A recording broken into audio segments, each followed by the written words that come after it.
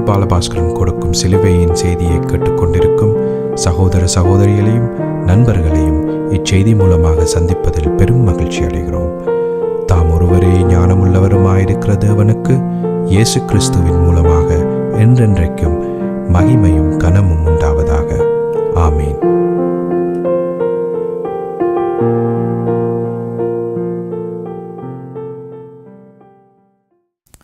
நான் பால் பாலபாஸ்கரன். நான் ஒரு இவாஞ்சலிஸ்ட். சிலுவையின் செய்தி என்ற இந்த நிகழ்ச்சியில் என் நண்பர்கள், என் சகோதரர்கள், என் சகோதரிகள் எல்லோரையும் சந்திப்பதில் நான் பெரும் மகிழ்ச்சி அடைகிறேன். இந்த அருமையான நேரத்தை கர்த்தர் எங்களுக்கு ஒதுக்கி தந்தார். அதற்காக இன்றைக்கும் சோஸ்திரம். கர்த்தருடைய வார்த்தைகளை உங்களோடு பகிர்ந்து கொள்வது எனக்கு மிகுந்த சந்தோஷத்தை அளிக்கிறது என்பதை நீங்கள் அறிந்து கொள்ள வேண்டும். இந்த நேரத்தில் குறிப்பாக ரோமர் 6ஆம் அதிகாரத்தில் 1ஆம் வசனத்தை நாங்கள் பார்த்து கொண்டிருக்கிறோம். இந்த வசனத்தை நான் தொடர்ச்சியாக எத்தனையோ செய்திகளில் பிரசங்கம் தொடர்ந்து செய்து கொண்டிருக்கிறேன். காரணம் என்ன என்று சொன்னால், ஒரு மிக முக்கியமான வெளிப்பாடு அந்த 1ஆவது வசனத்தில் கொடுக்கப்பட்டிருக்கிறது. பவுல் அப்போஸ்தலருக்கு கொடுக்கப்பட்டதை அவர் நமக்கு தந்திருக்கிறார். அது தெரியவில்லையா இருந்தால் கிறிஸ்தவர்கள் அதன் தாற்பயம், அதன் முக்கியத்துவம் என்ன என்று தெரியாதிருந்தால் ஒரு பொழுதும் ஜெயம் கொண்ட கிறிஸ்தவ வாழ்க்கை வாழ முடியாது என்பதை நான் உறுதியாக சொல்லுவேன். ஏனென்று சொன்னால் அதுதான் பிரச்சனை. அந்த பாவம்தான் பிரச்சனை. ஆதாமிலிருந்து வந்த அந்த பாவம், அதையே நாங்கள் பாவ சுபாவம் என்று சொல்கிறோம். அந்த பாவம்தான் பிரச்சனை, மனுஷ குலத்தின் பிரச்சனை என்று அறிந்தால்தான் மனுஷன் நேரடியாக சிலுவைக்கு போவான். காரணம், சிலுவையிலே அந்த பாவத்துக்கு தீர்வு காணப்பட்டிருக்கிறது. அப்போ அந்த பாவத்தை பற்றி, அதனுடைய தாற்பயம், அதனுடைய முக்கியத்துவத்தை பூரணமாக அறிந்து அதற்கு தீர்வு சிலுவையில் காணப்பட்டதென்றதை அறிந்தால் நேரடியாக கிறிஸ்தவர்கள் கிறிஸ்துவன் சிலுவைக்கு போவார்கள். அந்த பாவம் தெரியாவிட்டால் கிறிஸ்துவன் சிலுவைக்கு போக மாட்டார்கள். கிறிஸ்துவன் சிலுவைக்கு போனார்களாயிருந்தால் பரிசுத்த ஆவி எப்படி செயல்படுகிறது என்ற விவரம் அவர்களுக்கு இலகுவாக அறியக்கூடியதாக இருக்கும். ஆனபடியால் அந்த பாவம் மிக முக்கியமான ஒரு விஷயம் என்றதை நாம் அறிந்து கொள்ள வேண்டும். நாங்கள் இப்பொழுது அந்த பாவத்துக்கு போவோம். அந்த 1ஆவது வசனத்துக்கு போவோம். ரோமர் 6ஆம் அதிகாரம் 1ஆம் வசனம். ரோமர் 6ஆம் அதிகாரம் 1ஆம் வசனத்துக்கு நாங்கள் போவோம். ஆகையால் என்ன சொல்லுவோம்? கிருபை பெருகும் படிக்கு பாவத்திலே நிலைநிற்கலாம் என்று சொல்லுவோமா? கூடாதே. மறுபடியும் சொல்கிறேன். ஆகையால் என்ன சொல்லுவோம்? கிருபை பெருகும்படிக்கு பாவத்திலே நிலைநிற்கலாம் என்று சொல்லுவோமா? இதே வசனம் சரியான முறையில் மொழிபெயர்க்கப்பட்டிருப்பின் இந்த மாதிரி இருக்க வேணும். அதை நான் வாசிக்கிறேன். ஆகையால் என்ன சொல்லுவோம்? அந்த கிருபை பெருகும்படிக்கு அந்த பாவத்தில் நிலைநிற்கலாம் என்று சொல்லுவோமா? கூடாதே என்று சொல்லப்பட்டிருக்கிறது. இப்போ நான் மறந்து கொள்ள வேண்டிய விஷயம் என்ன மாதிரி என்று சொன்னால், குறிப்பாக இந்த வேத வாக்கியம் மிகுந்த முக்கியத்துவம் வாய்ந்த ஒரு வேத வசனம் என்று நாங்கள் அறிந்து கொள்ள வேணும். அப்போ இதை நாங்கள் அந்த பாவம்ன்றது சரியான முறையில் அறியாததனால் ஏற்படுகிற பிரச்சனைகள், ஏராளமான பிரச்சனைகள். அதற்கு நாங்கள் வருவோம். அதுக்கு முதல் ஜெபத்துக்கு கடந்து செல்லுவோம். அருமையானங்கள் பிதாவே, உமக்கு சோஸ்திரம். பரலோகத்தின் தேவனே, உமக்கு சோஸ்திரம். உம்முடைய குமாரன் இயேசு கிறிஸ்துவை பலியாக சிலுவையில் ஒப்பு கொடுத்து அவருடைய விலையேறப்பெற்ற இரத்தத்தினால் தேவரீர் நீரங்களை மீட்டுக்கொண்டீர். அதற்காக இன்றைக்கும் சோஸ்திரம். காலதோறும் உம்முடைய கிருபைகள் புதியவைகளாயிருப்பதற்காக சோஸ்திரம். கிருபையினாலும் இரக்கங்களினாலும் தேவரீர் நீரங்களை முடிசூட்டினதற்காய் உமக்கு இன்றைக்கும் சோஸ்திரம். நாங்கள் நிர்மூலமாகாமல் இருப்பது உம்முடைய கிருபையே. அதற்காக இன்றைக்கும் சோஸ்திரம். உமது உண்மைகள் புதியவைகளாயிருப்பதற்காக இன்றைக்கும் சோஸ்திரம் பிதாவே. இதை கேட்டுக்கொண்டிருக்கும் என் சகோதர சகோதரிகள், நண்பர்கள் எல்லோரையும் தேவரீர் ஆசீர்வதித்து அபிஷேகித்து உம்முடைய வேத வார்த்தைகளை அறிந்து கொள்ளக்கூடியதாக அருமையான பிதாவே அவர்களுக்கு பிரகாசமான மனக்கண்களை கொடுத்தருள வேணும் என்றும் அதே நேரம் அடியேனையும் அபிஷேகித்து நிதானமாக போதிக்க உம்முடைய பரிசுத்த ஆவியானவர் தாமே முன்னின்று போதனை செய்ய வேணும் என்று இயேசு கிறிஸ்துவின் நாமத்தினால் கேட்டுக்கொள்கிறேன் பிதாவே. ஆமேன் அண்ட் ஆமேன் அண்ட் ஆமேன்.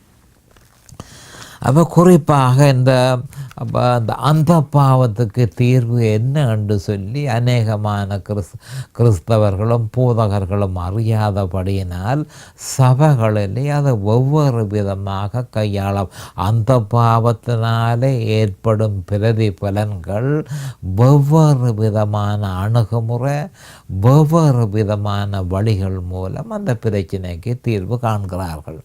அப்போ சபையில் என்ன மாதிரி இதுக்கு ஒரு தலையங்கத்தை நான் கொடுத்திருந்தேன். தற்போதைய கிறிஸ்தவ சபைகளில் பாவ சுபாவம் எவ்வாறு கையாளப்படுகிறது. மறுபடியும் சொல்கிறேன், இதற்கு நான் ஏற்கனவே கொடுத்திருந்த ஒரு சிறிய தலையங்கம் தற்போதைய கிறிஸ்தவ சபைகளில் பாவ சுபாவம் எவ்வாறு கையாளப்படுகிறது என்ற ஒரு சிறு தலையங்கத்தை கொடுத்தேன்.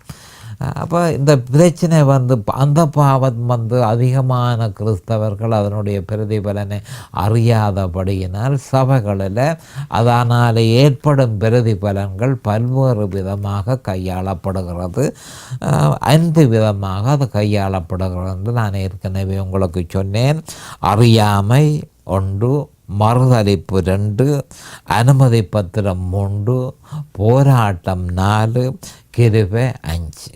அப்போ ஏற்கனவே அறியாமை, மறுதலிப்பு, அனுமதி பத்திரம் ஆகியவற்றை பற்றி நான் தெளிவாக உங்களுக்கு ஏற்கனவே பிரசங்கித்திருக்கிறேன். தற்பொழுது போராட்டத்தை பற்றி போராட்டத்தை பற்றி நான் விளங்கப்படுத்தி கொண்டிருக்கிறேன். அதை பற்றியே நான் பிரசங்கம் செய்து கொண்டிருக்கிறேன். அப்போ நாம் அறிந்து கொள்ள வேண்டியது அந்த பாவத்தினுடைய பிரதிபலனை அநேகமான கிறிஸ்தவர்கள் அறியாமல் இருக்கிறபடியினால் அவர்களுடைய வாழ்க்கை போராட்டம் நடந்த வாழ்க்கையாக இருக்கிறது. ஆனபடியால் தான் கடந்த செய்தியில் நான் சொன்னேன், அவர்கள் நேரடியாக இயேசு கிறிஸ்துவிடம் போகிறது நல்லது.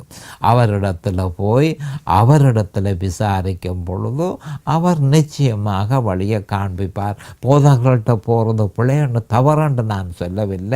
அநேகமான போதகர்கள் இதனை அறியாமல் இருக்கிறபடியால் ஒரு சில போதகர்கள் அறிந்திருக்கிறார்கள், அநேகமான போதகர்கள் அறியாமல் இருக்கிறபடியால் அவர்கள் சரியான தீர்வு அந்த பாவத்தினாலே ஏற்பட்ட பிரதிபலன்களுக்கு சரியான தீர்வு அவர்கள் கொடுக்க முடியாமல் இருக்கிறபடியினால் திருப்பி மீண்டும் போதகர்களிடத்தில் போகிறதில் பார்க்க நேரடியாக தேவனிட்டு இயேசு கிறிஸ்துவுடனே போய் கர்த்தாவே இதற்கு தீர்வை நீர் எனக்கு தர வேணும் என்று சொல்லி கேட்டால் அவர் நிச்சயமாக தருவார். இதனை நீங்கள் தெளிவாக அறிந்து கொள்ள வேண்டும். என்றால் மத்தேயு 11:28-30 சொல்லியிருக்கிறார், வருத்தப்பட்டு பாரம் சுமக்கிறவர்களே நீங்கள் எல்லோரும் என்னிடத்தில் வாருங்கள், நான் உங்களுக்கு இளைப்பாறுதல் தருவேன். நான் சாந்தமும் மனத்தாழ்மையுமாயிருக்கிறேன். என் நுகத்தை உங்கள் மேல் ஏற்றுக்கொண்டு என்னிடத்தில் கற்றுக்கொள்ளுங்கள், அப்பொழுது உங்கள் ஆத்துமாக்களுக்கு இளைப்பாறுதல் கிடைக்கும்.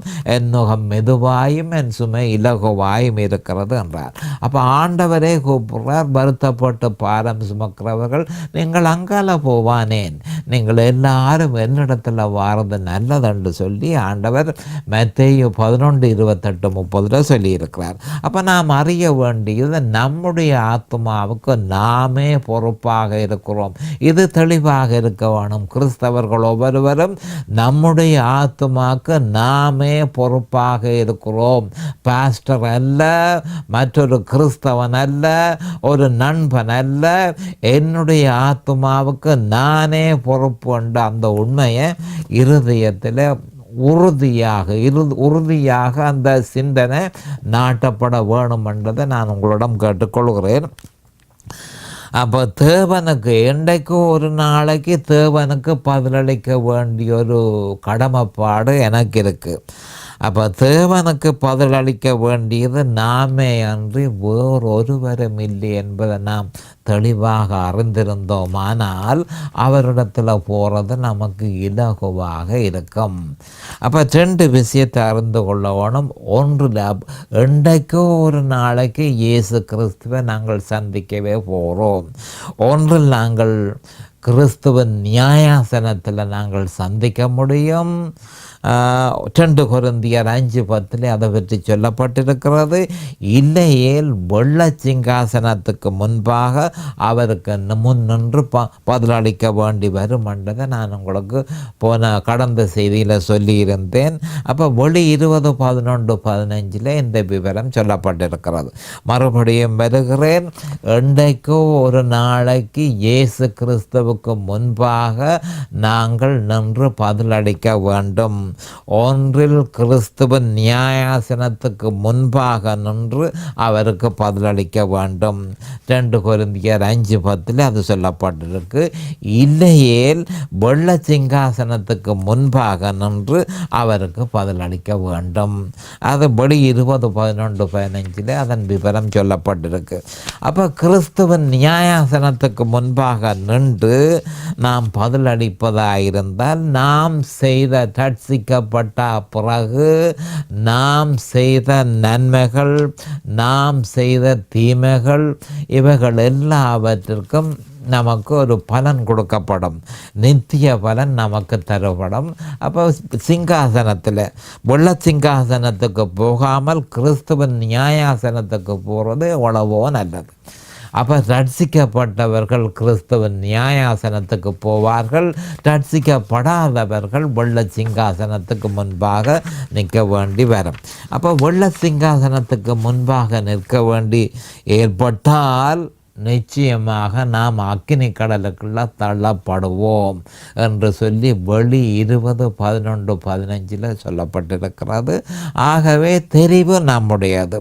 நம்முடைய ஆத்மாவுக்கு நாமே பொறுப்பு என்பதை அறிந்து எச்சரிக்கையாக இருந்து ஆவியில் நடக்க பழகி கொள்ள வேண்டும். ஆவியில் நடக்க பழகி கொள்ள வேண்டும். கலாத்தியர் 5:16 பவுல் அப்போஸ்தலர் இது பற்றி என்ன சொல்லியிருக்கிறார் என்று சொன்னால், பின்னும் நான் சொல்லுகிறது என்னவென்றால் ஆவிக்கேற்றபடி நடந்து கொள்ளுங்கள், அப்பொழுது மாம்ச இச்சையை நிறைவேற்றாதிருப்பீர்கள் என்று தெளிவாக சொல்லப்பட்டு கிடக்கு. அப்போ என்ன சொல்லப்பட்டிருக்கு? பவுல் அப்போஸ்தலர் என்ன சொல்கிறார் என்று சொன்னால், ஆவிக்கேற்றபடி நடந்து கொள்ளுங்கள். ஆவி எந்த காலமும் கிறிஸ்துவிடம் போ, அவர் சிலுவையில் செய்ததுக்கு போ, அவரையும் அவர் சிலுவையில் செய்து முடித்ததையும் விசுவாசி, அந்த விசுவாசத்தில் நிலைத்திரு, லூக்கா 9:23 போ என்று சொல்லி எந்த காலமும் ஆவி ஒரு கிறிஸ்தவனை வற்புறுத்திய வண்ணமே இருக்கும். அங்கேயே வழிகாட்டப்படும்.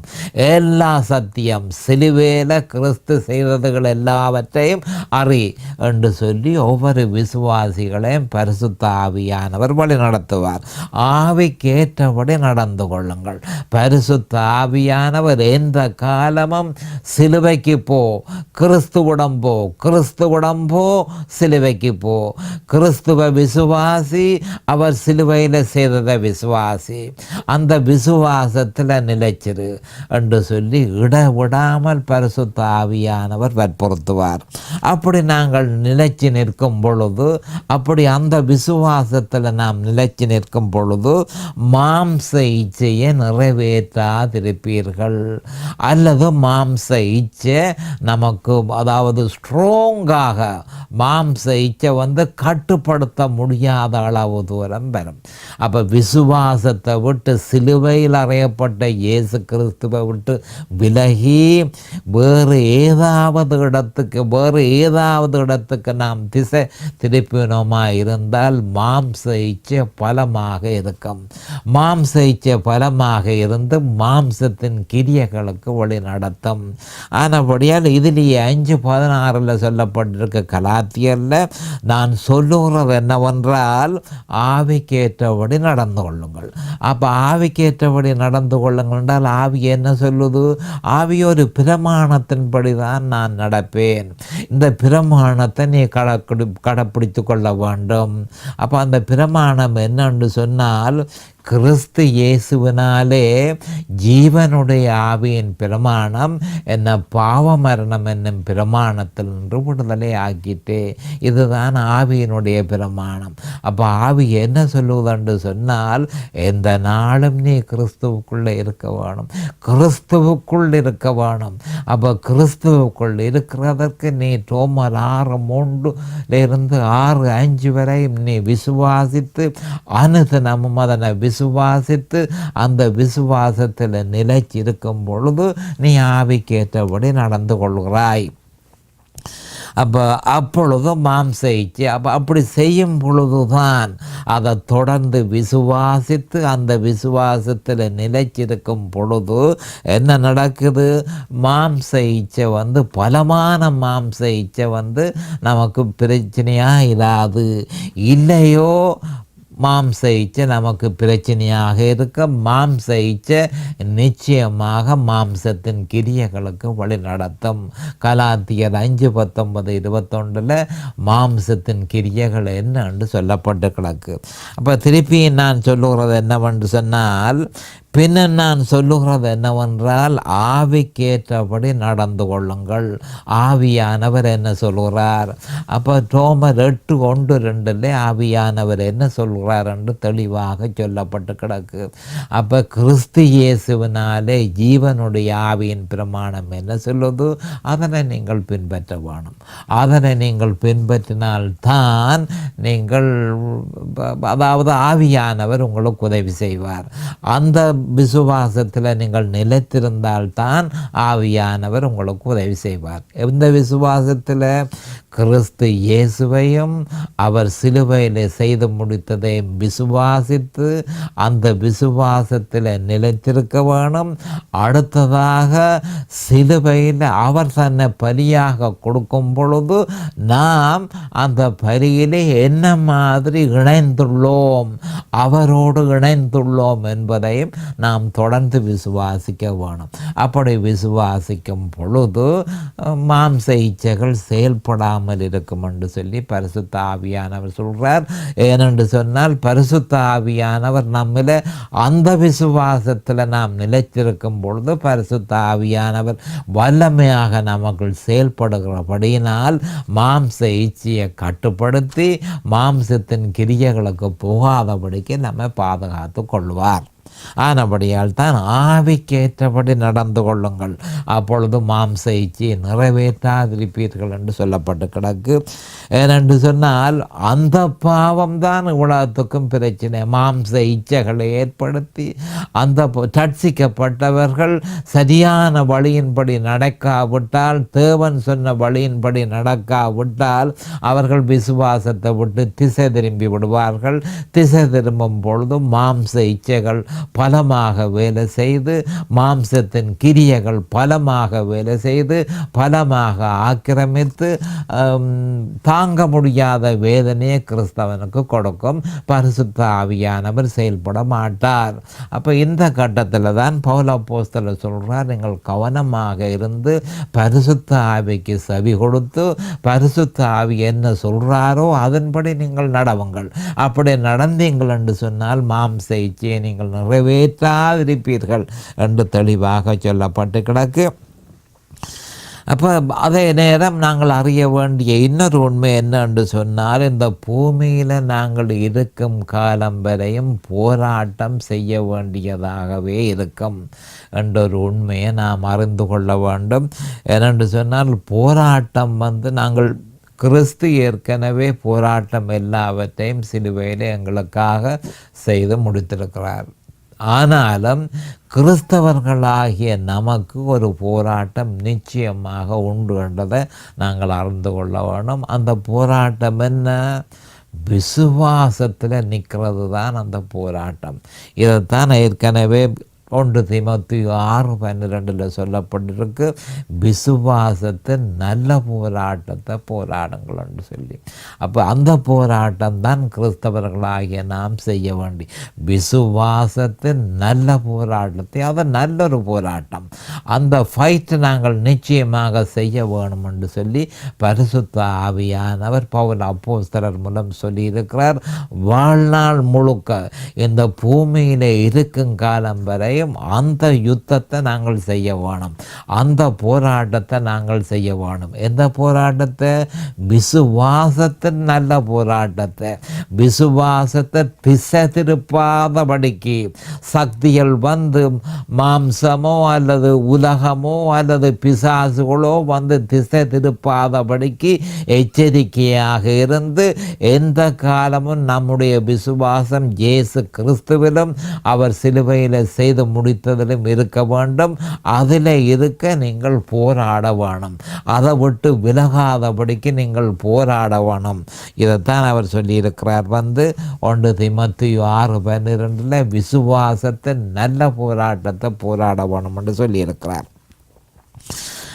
அந்த போராட்டம் பரிசுத்தமான ஒரு போராட்டம், நம்முடைய விசுவாசத்தை பாதுகாத்து கொள்கிறது.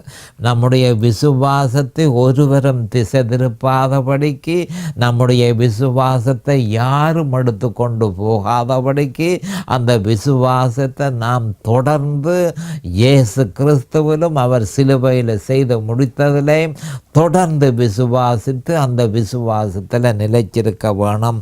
அதுதான் மகாபரிசுத்தமான நம்முடைய விசுவாசம். அந்த விசுவாசத்தை யாரிடமும் கொடுக்காதபடிக்கு, யாரும் அதை பறித்து கொண்டு போகாதபடிக்கு, யாரும் அதை திசை திருப்பாதபடிக்கு கிறிஸ்தவன் போராட்டத்தை நடத்த வேணும் என்று சொல்லி 1 தீமோத்தேயு 6:12 பரிசுத்த ஆவியானவர் பவுல் அப்போஸ்தலர் மூலம் சொல்லியிருக்கிறார். பவுல் அப்போஸ்தலர் தன்னுடைய காலத்திலே அவர் தெளிவாக சொல்லியிருந்தார், நான் அந்த போராட்டத்தை ஓடி முடித்தேன். ஒவ்வொரு கிறிஸ்தவனும் பவுல் அப்போஸ்தலர் சொல்லியிருக்கிற அதே மாதிரி நான் அந்த போராட்டத்தை முடித்தேன் என்று சொல்லி அவன் சொல்ல வேணும். அப்போ பவுல் அப்போஸ்தலர் 2 தீமோத்தேயு 4:7 சொல்லியிருக்கிறார், நல்ல போராட்டத்தை போராடினேன், ஓட்டத்தை முடித்தேன், விசுவாசத்தை காத்து கொண்டேன். இதுதான் நாங்கள் பரலோகத்துக்கு போகும் பொழுது, தேவனிடத்தில் நாங்கள் போய் அவரை சந்திக்கும் பொழுது நாங்கள் கொண்டு போகிறது அந்த விசுவாசம் ஒன்றே தவிர வேறு ஒன்றுமே இல்லை. இதைத்தான் பவுல் அப்போஸ்தலர் சொல்கிறார், நல்ல போராட்டத்தை போராடினேன்.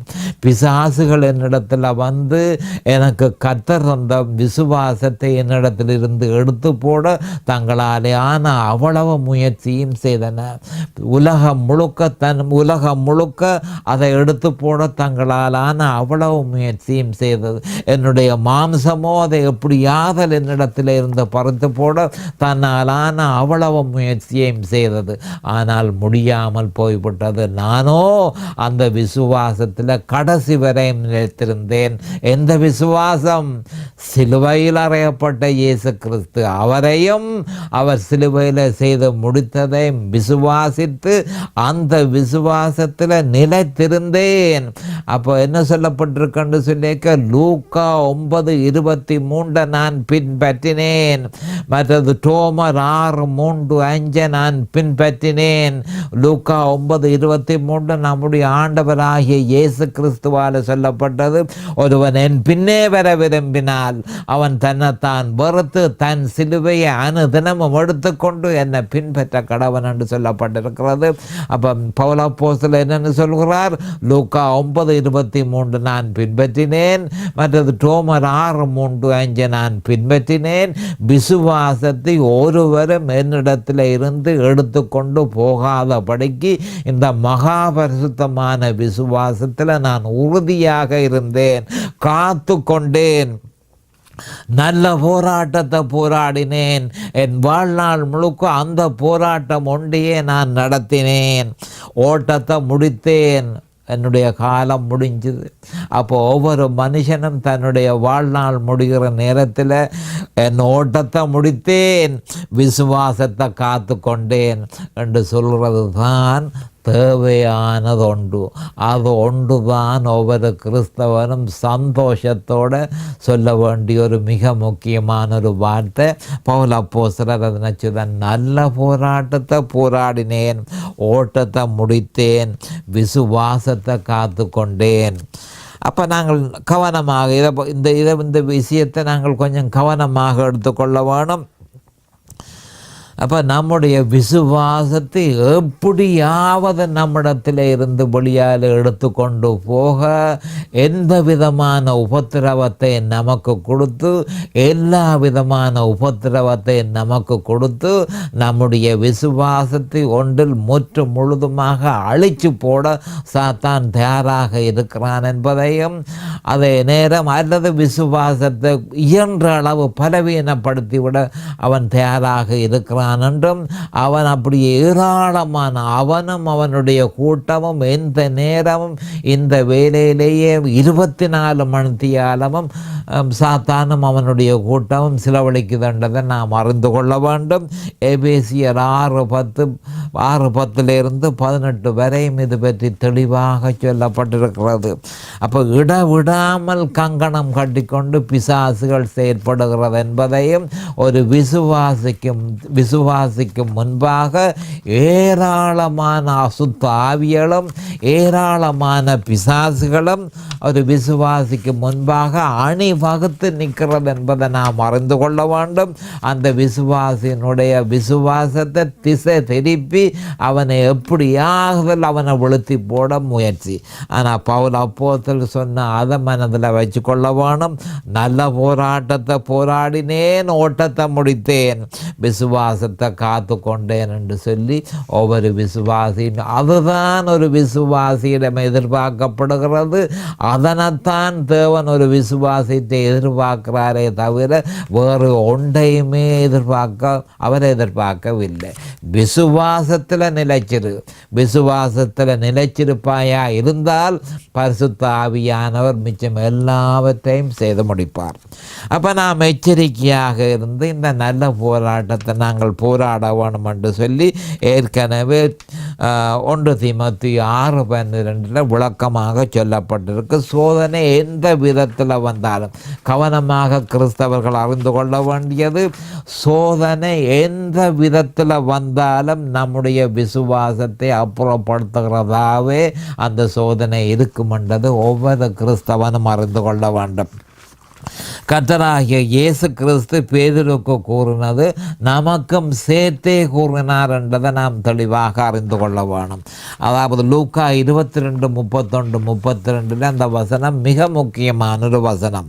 சீமோனே சீமோனே, இதோ கோதுமையை சுலகினால் புடைக்கிறது போல சாத்தான் உங்களை புடைக்கிறதற்கு உத்தரவு கேட்டுக்கொண்டான். நானோ உன் விசுவாசம் ஒளிந்து போகாதபடிக்கு உனக்காக வேண்டிக் கொண்டேன். நீ குணப்பட்ட பின்பு உன் சகோதரரை ஸ்திரப்படுத்து என்று சொல்லப்பட்டு கிடக்கு. உன் விசுவாசம் ஒளிந்து போகாதபடிக்கு சாத்தான் விசுவாசத்தை ஒழிப்பான், முழுதுமாக அப்புறப்படுத்துவான் என்றது இங்கே தெளிவாக சொல்லப்பட்டிருக்கு. உன் விசுவாசம் ஒளிந்து போகாதபடிக்கு சாத்தானுடைய சோதனைகள் முழுக்க உன் விசுவாசத்தை முழுதுமாக உன்னிடத்தில் இருந்து அப்புறப்படுறதே நோக்கமாக இருக்கும் என்றதையும் ஆண்டவர் அதுக்கு உதவி செய்கிறார். நான் உனக்காக வேண்டிக் கொண்டேன், நீ குணப்பட்ட பின்பு. அப்போ இந்த விசுவாசத்தை விட்டு விலகிறது ஒரு வருத்தம் என்று நாங்கள் அறிஞ்சு கொள்ள வேணும். அப்போ விசுவாசிகளுக்கு ஒரு வருத்தம் பிடிச்சுத்தான் அவர்கள் விசுவாசத்தை விட்டு விலகிறார்கள். அப்படி விலக வேண்டிய அவசரம் இல்லை. ஆண்டவர்கிட்ட நிச்சயமாய் அதுக்கு ஒரு வழியை அவர் தருவார் என்று நாம் அறிந்து கொள்ள வேண்டும். நேரம் சமீபமாகிவிட்டது. அடுத்த செய்தியில் இது பற்றி இன்னும் விவரமாக நான் சொல்ல இருக்கிறேன். அது வரைக்கும் கர்த்தராகிய இயேசு கிறிஸ்துவின் நாமத்தினால் நான் உங்களை ஆசீர்வதிக்கிறேன். அவருடைய கிருபையும் இரக்கம் உங்களுக்கு தாராளமாக கிடைப்பதாக இயேசுவின் நாமத்தில் பரிசுத்த பிதாவே. ஆமேன் and ஆமேன் and ஆமேன். இந்த சிலுவையின் செய்தியை கேட்பவர்கள் அதன் ஆவிக்குரிய பலனை பூரணமாக அடைய வேண்டும் என்பதே நம்முடைய பிரார்த்தனையாகும். தொலைபேசி மூலம் தொடர்பு கொள்ள விரும்புவோர் 647-465-1224 மூலமும், இமெயில் மூலம் தொடர்பு கொள்ள விரும்புவோர் paulbalabaskaran@gmail.com மூலமும் தொடர்பு கொள்ளலாம்.